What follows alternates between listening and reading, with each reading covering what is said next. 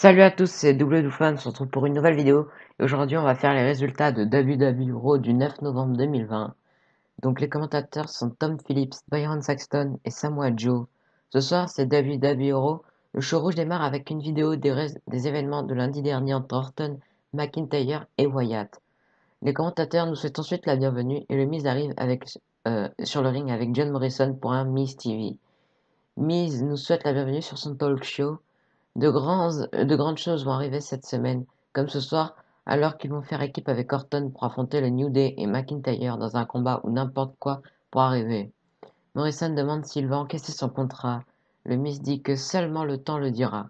Il y aura aussi le début de la nouvelle saison de Miz and, euh, and Mrs. qui a commencé cette semaine.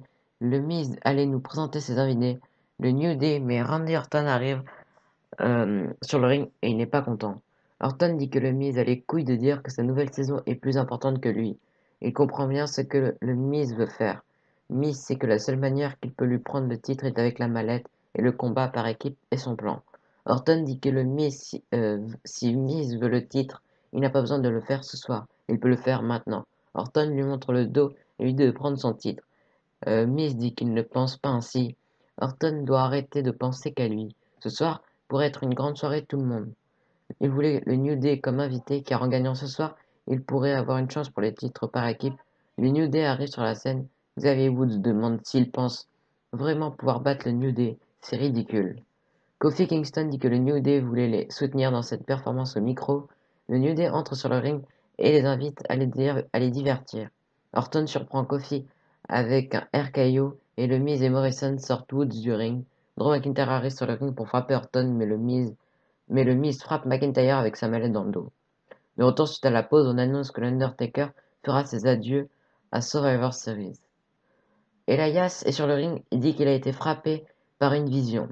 Il s'est vu victorieux face à Hardy et Riddle dans ce combat de deuxième chance pour représenter Raw.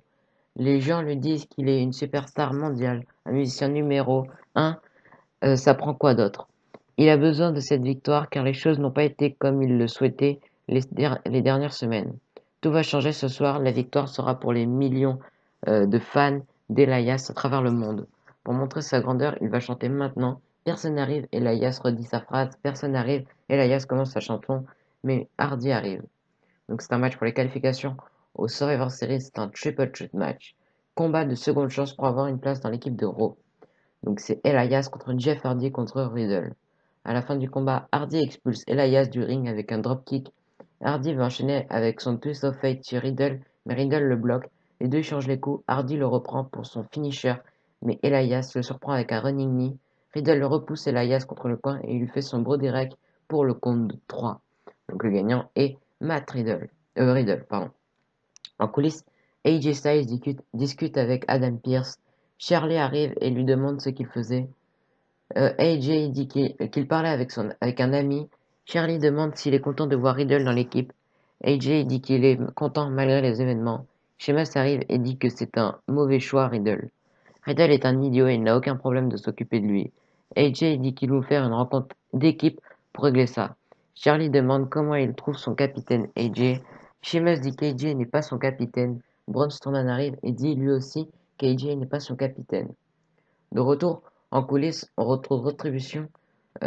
Mustafa Ali dit que Ricochet est un bonhomme. Il le félicite pour avoir refusé l'offre du Hurt Business. Il est brave, mais il reste un idiot. Ricochet croit qu'un homme peut changer les choses. C'est un mensonge. Reckoning dit que c'est facile de se sentir seul. Aucune pitié n'a été montrée à eux. Ali dit qu'ils ne vont montrer aucune pitié à Ricochet non plus. Ils sont Retribution et ils ne vont pas arrêter jusqu'au moment de l'avoir éteint. En coulisses, le Hurt Business discute et le champion 24/7 Drew Gulak arrive. Gulak dit que tout a suivi le plan. Il semblerait que le Hurt Business veut prendre de l'expansion avec l'ajout du champion 24/7 à leur service. Personne ne pourra les arrêter. MVP demande s'il veut vraiment rejoindre le groupe. Gulak confirme qu'il est sérieux. MVP dit qu'il apprécie l'offre, mais il n'accepte pas les applications présentement. Lashley lui arrache sa cravate en velcro et le Hurt Business l'attaque pour ensuite partir. Ertros arrive et fait un compte de 3 à Gulak pour retrouver son titre 24/7. De retour, on présente une vidéo sur le jour du souvenir qui aura lieu mercredi. Mandy Rose et Dana Brooke sont avec les commentateurs pour le prochain combat. Donc c'est un match simple. Lana contre Shayna Baszler. À la fin du combat, Baszler applique sa Kirifuda Clutch pour faire taper Lana en quelques minutes. Donc la gagnante est Shayna Baszler par soumission. Après le combat, Nia Jax arrive et amène Lana en bas du ring.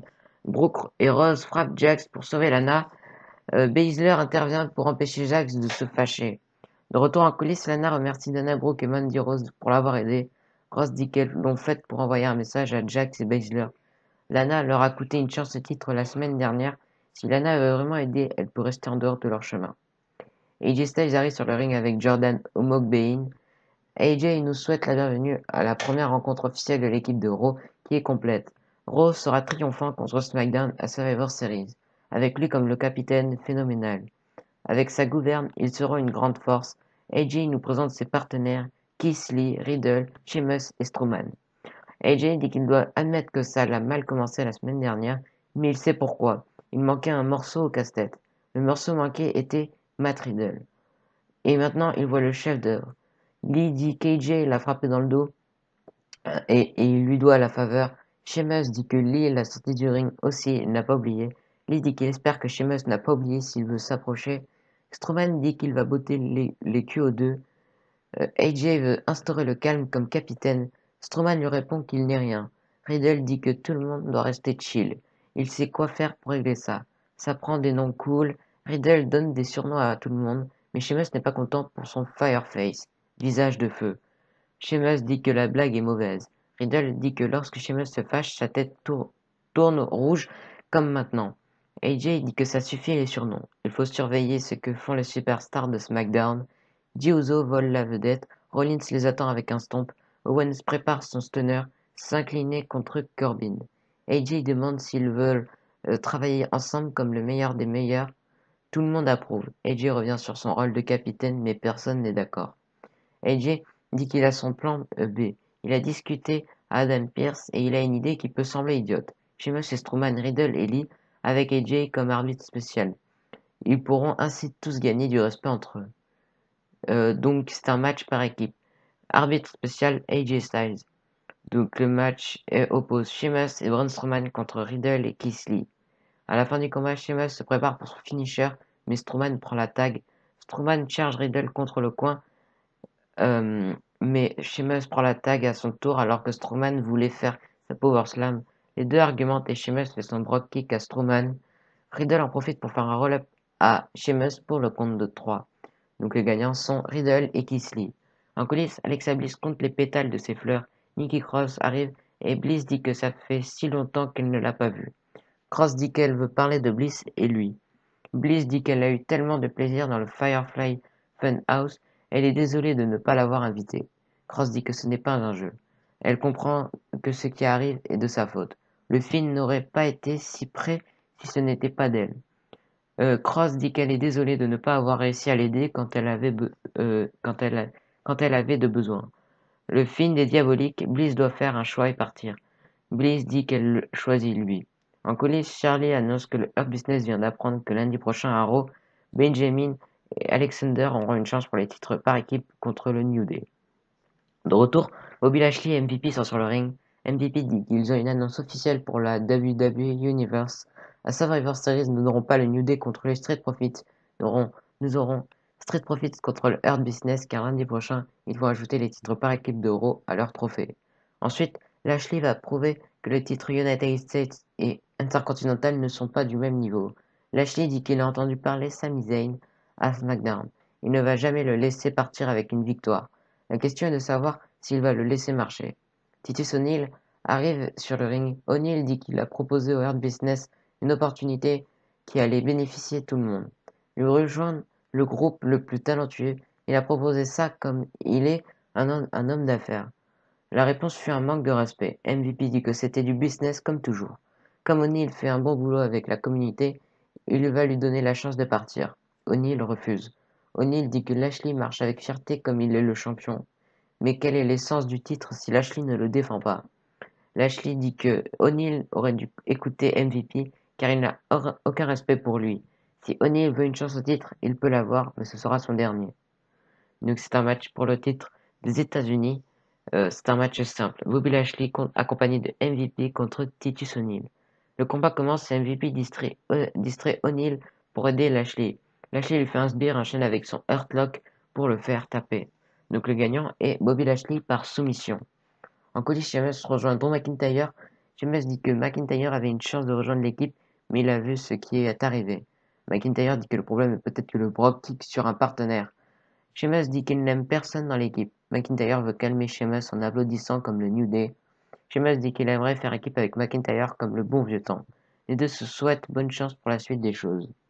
De retour, Lana, Rose et Brooke sont en ringside pour le prochain combat. Avant le combat, en coulisses, Nia Jax dit qu'elle a demandé d'affronter Asuka pour montrer qu'il dirige la division féminine. Shayna Baszler dit que c'est elle. Jax dit que c'est ça le problème. Tout le monde croit pouvoir dire n'importe quoi, incluant sa partenaire jusqu'à temps où elle s'affronte sur le ring.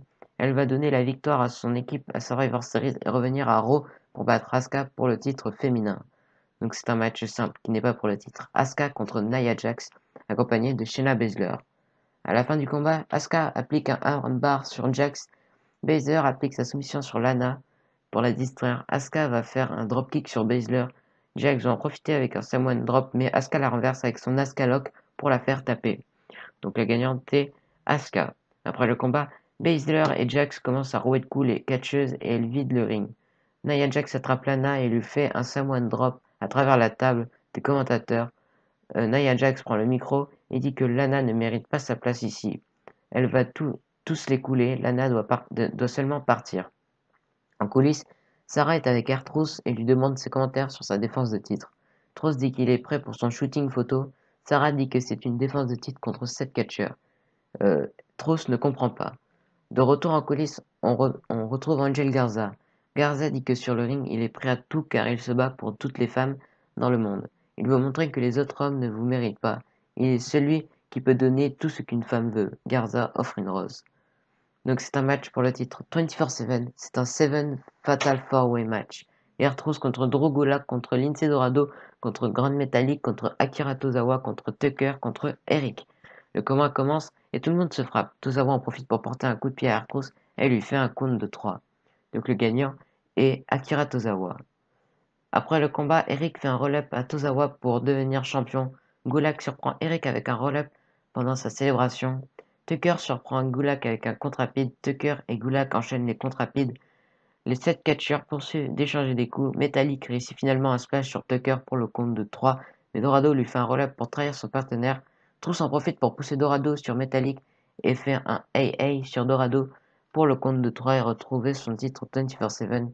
Truth prend la fuite. De retour, Ricochet arrive sur le ring. Donc c'est un match simple. Mustafa Ali accompagné de Retribution contre Ricochet. À la fin du combat, Ricochet sonne Ali et se lance en bas du ring sur Retribution pour les garder loin. Ricochet retourne sur le ring et se lance en Phoenix Splash, mais Ali l'évite et lui applique un Koji Clutch pour emporter par soumission. Donc le gagnant par soumission est Mustafa Ali. En coulisses, Adam Pearce discute avec Randy Orton. Pearce dit que la semaine prochaine, Orton devra défendre son titre de WWE contre McIntyre suite à leur discussion. Orton demande pour qui il se prend. Pearce dit qu'il fait que relier le message de Stephanie McMahon. Orton pousse Pearce contre le mur et lui dit de transmettre le message que Stephanie peut aller en enfer. De retour, les catcheurs arrivent. Donc c'est le main event, c'est un 6-man tag team match. Donc c'est Randy Orton avec le Miz et John Morrison contre Kofi Kingston, Xavier Woods et Drew McIntyre. À la fin du combat, McIntyre prend le contrôle du combat alors qu'Orton regarde en bas du ring. McIntyre fait un Virtue Shot DDT à Morrison. McIntyre voulait faire son Claymore mais il amène Morrison près du coin et demande à Orton de prendre la tag. Orton s'approche mais renonce et retourne en bas du ring. Morrison va en profiter avec un compte rapide mais Woods bloque le compte. Miz pousse Woods contre la barricade. Ensuite Morrison se lance en springboard mais McIntyre le bloque avec un headbutt. McIntyre enchaîne avec son Claymore Kick pour le compte de 3. Donc les gagnants sont Kofi Kingston, Xavier Woods et Drew McIntyre. Le show se termine avec une célébration de McIntyre. Donc voilà, c'était tout pour les résultats de WWE Raw du 9 novembre 2020. Donc je vais vous faire les résultats de WWE NXT, de WWE SmackDown et un épisode WWE News. Je vais vous mettre tout ça en ligne et on se retrouvera la semaine prochaine. Donc voilà, allez, abonnez-vous, lâchez des pouces bleus, des commentaires, allez, bye.